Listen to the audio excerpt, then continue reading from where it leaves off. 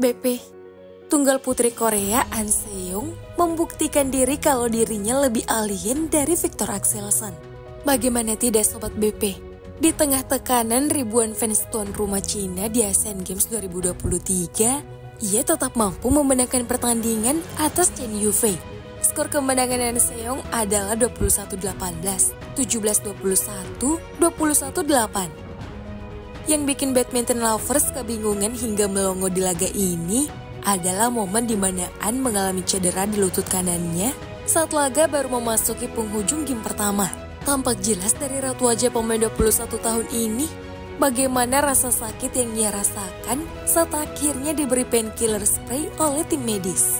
Namun hebatnya gengs, penonton yang udah pesimis malah diberi kejutan oleh bocah fenomenal Korea ini. Sempat pincang, ia tetap saja mampu mengunci game pertama dengan kemenangan.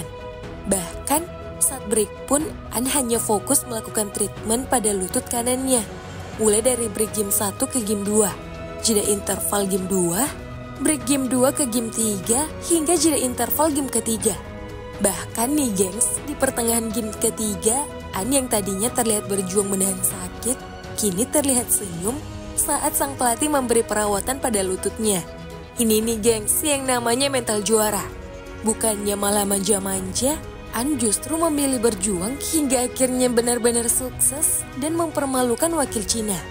Dan coba lihat gengs, Chen Yufei yang pede bakal menang karena lawannya cedera malah dibuat gigit jari.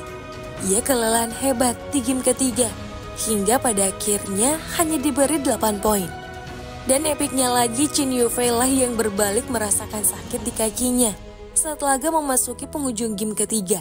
Tampak jelas ia terduduk di pinggir lapangan dengan raut wajah yang kesakitan.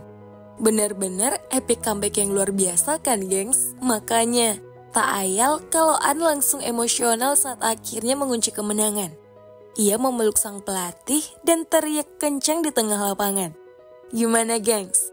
Ini nih yang harus dicontoh atlet Indonesia. Berjuang hingga akhir meski dalam keadaan cedera. Pada setuju kan?